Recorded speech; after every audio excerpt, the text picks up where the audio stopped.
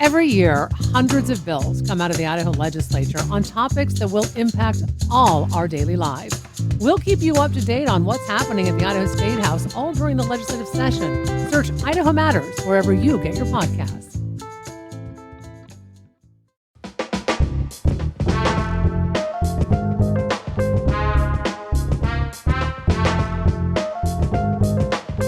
From Boise State Public Radio, this is The Connector. It's Idaho's Daily News. Good morning. I'm George Prentice. It is Friday, the 4th of April, 2025, and here come today's stories.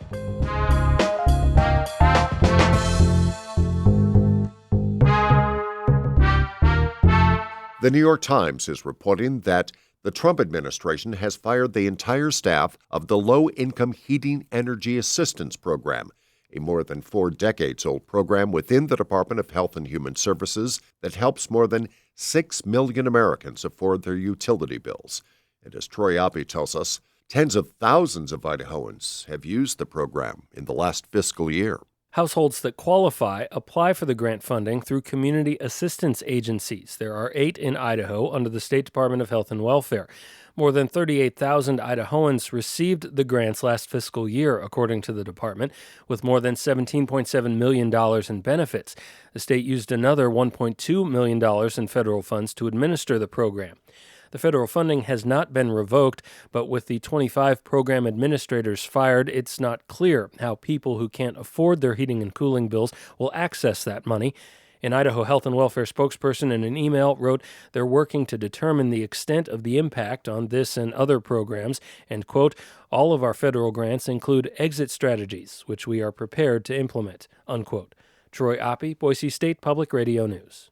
Now to the Capitol, where it will be up to Governor Brad Little to decide whether Idahoans can buy the antiparasitic drug ivermectin without a prescription. James Dawson reports. Both the Idaho House and Senate passed the bill quickly on Thursday, saying the decision to take ivermectin should be left up to the individual. Studies show the drug is not effective at treating COVID-19, but pandemic skeptics disagree. Multiple state senators said they or their friends use ivermectin to treat everything from common colds to cancer. Republican Representative Jack Nelson, a retired farmer, says he knew a couple people who bought it at the beginning of COVID. Those guys aren't with us anymore. You need your liver, and too much ivermec, it kills your liver. Nelson ended up voting for the bill, as did all but one state representative. Earlier in the day, Republican Senator Carl Bierke acknowledged there are risks, but I'm willing to throw caution to the wind, so to speak, give myself an opportunity and the constituents I serve the opportunity to look after their own health. Governor Little will have 5 days to sign, veto, or let the bill pass into law without his signature. James Dawson, Boise State Public Radio News. It's all about the weather this spring weekend, so let's bring in Les Collin over at the National Weather Service office. Les, happy Friday.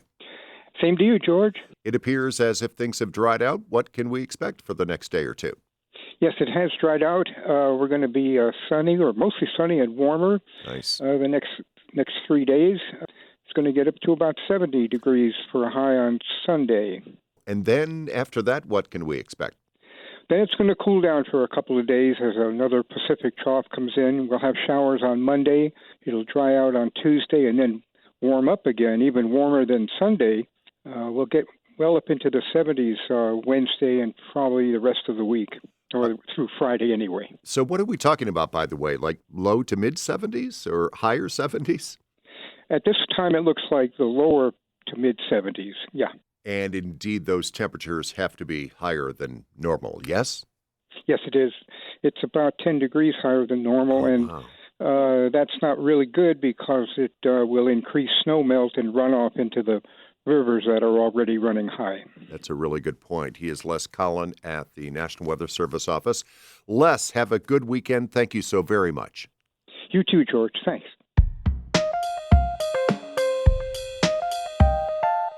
In sports, the Boise State basketball team has a big postseason game ahead tomorrow.